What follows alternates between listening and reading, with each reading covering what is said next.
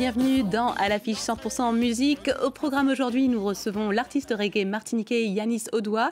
Il a commencé sa carrière à 13 ans et est actuellement en tournée en France avec une flopée de nouveaux morceaux.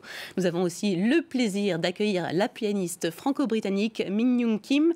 Elle s'est produite dans les salles de concert les plus prestigieuses du monde et vient de sortir un livre sur la musique comme thérapie. Merci à tous les deux d'être avec nous sur le plateau de France 24. On commence tout de suite l'émission avec la 64e édition des Grammy Awards qui s'est tenue dimanche soir pour la première fois à Las Vegas. Pas de claque lors de cette cérémonie, mais un message du président ukrainien Vladimir Zelensky sur le pouvoir de la musique. Nous défendons notre liberté de vivre, d'aimer, de nous faire entendre. Sur notre terre, nous combattons la Russie, porteuse d'un horrible silence avec ses bombes, un silence de mort.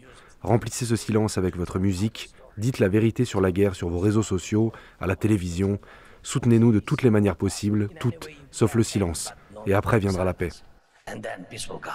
Parmi les grands vainqueurs de cette année, le jazzman Jon Batiste, son album We Are, qui a cartonné outre-Atlantique, a rapporté 5 des statuettes sur les 11 pour lesquelles il était nommé, dont la prestigieuse meilleur album de l'année. À tout juste 19 ans, la pop star Olivia Rodrigo a été consacrée révélation de l'année, ou plutôt sacrée. En tout cas, meilleur album pop, elle l'a également eu, et meilleure performance, le tube du groupe Silk Sonic, Leave the Door Open, a remporté les catégories chansons et disques de l'année. Et des hommages ont aussi été rendus au batteur des Foo Fighters, Taylor Hawkins, mort en février dernier.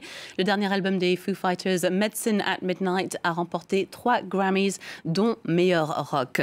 Eh bien, merci beaucoup à tous les deux d'être là. Vous avez suivi beaucoup les Grammy Awards, Kim ? Oui, un peu, effectivement, parce que voilà, c'est toujours intéressant de voir des actualités avec les Grammys. Ouais, il y a des catégories classiques et reggae aussi.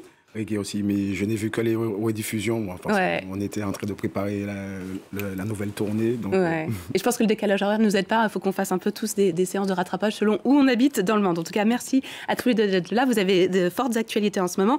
Yannis, on va commencer par vous. Vous sillonnez actuellement la France, entre autres des festivals. Il y a des salles de concert aussi, pour le plus grand plaisir de vos fans.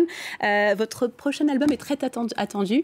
3 singles pour l'instant, mais quand est-ce qu'il y a l'album ? L'album, il sort le mois prochain, il sort le 13 mai. Donc on a hâte que ça arrive dans les bacs parce qu'on a commencé déjà à sillonner un peu les routes, donc les concerts ont commencé. Donc ça nous crée un peu de nouveautés en même temps, comme ça le public il découvre les nouveaux morceaux directement en live.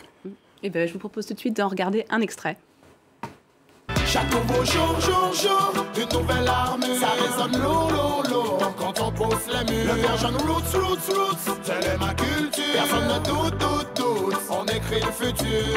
Roots, cette puissante racine que l'avenir se dessine. Welcome in the future, roots.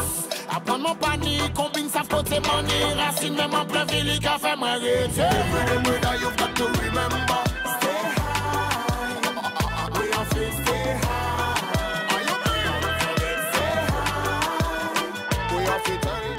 Avoir un petit passage, c'est chez le coiffeur, c'est ce qu'on disait hors antenne. En tout cas, dans votre nouvel album, dans les titres qu'on a déjà, sur lesquels on peut déjà jeter une oreille, on retrouve un énorme appel à la solidarité, notamment pour les réfugiés, un sujet d'actualité en ce moment. Tout à fait, mais qui est d'actualité depuis trop longtemps maintenant. Dommage, mais donc on le chante encore. Et est-ce qu'il y a des choses que vous aimeriez voir, des actions prises par le monde en entier? Oui, mais de l'organisation pour ça, parce que c'est jamais un plaisir quand on laisse son pays, souvent c'est à cause de la guerre, de travail qu'il n'y a pas, donc c'est une opportunité qu'on cherche pour améliorer les choses et on ne peut pas fermer les yeux sur quelqu'un qui essaye de s'améliorer, quoi. Et alors la musique que vous faites, le reggae, est une musique qui est à la fois engagée et pacifiste. Pourquoi pensez-vous que ce son s'y prête tant ? Parce que c'est la vérité, c'est ce qu'on vit, on le voit, et on ne le dit pas assez fort, donc... Comme j'ai entendu juste à l'instant, on a l'opportunité de se faire entendre par beaucoup de personnes, profitons-en. Absolument, et la musique adoucit les mœurs, mais pas que un terme extérieur, il y a aussi le terme intérieur. Et justement, Min Young Kim, vous venez de sortir un livre formidable que je recommande, qui s'appelle « Musique pour dépasser le cancer ». Et c'est accompagné d'une petite compilation où vous performez des morceaux qui vous ont beaucoup touché lorsque vous subissiez un traitement contre le cancer. C'est un bouquin que vous avez écrit avec le docteur Alain Sylvain Taldenao qui vous a suivi pendant votre traitement. Pouvez-vous nous raconter un peu le parcours de ce livre? Qu'est-ce qui vous a donné envie de l'écrire? Bien sûr. En fait, en 2019, j'ai été diagnostiquée avec un cancer du sein et du côlon. Et c'était à travers de la musicothérapie. En fait, dans un certain égard, on pratique la musicothérapie tous les jours. Mais c'était une explication pour donner comment les bienfaits de la musique peuvent être apportés pendant un traitement de cancer. Absolument. Et alors, est-ce qu'il y a en tant que musicienne, comment est-ce que la maladie a affecté votre relation au piano, en l'occurrence? Alors, en fait, c'était vraiment un peu les deux sujets. La pratique de la musicothérapie en tant que pianiste professionnel, justement, parce qu'effectivement, je jouais la musique. Et ensuite, la pratique en tant que patient, parce qu'effectivement, il y avait une manière différente de l'écoute. Et du coup, j'ai sélectionné des morceaux. En fait, c'est une sélection très personnelle qui m'ont accompagnée pendant ce traitement, cette période de ma vie. Et c'est vraiment tout genre de musique, parce que c'est pas que la musique classique, c'est vraiment aussi, je pars, j'ai enregistré de musique de Charles Trenet, de Vladimir Cosma, de musique de bande-annonce dans les films. La boom, notamment. La boom, exactement. Oui.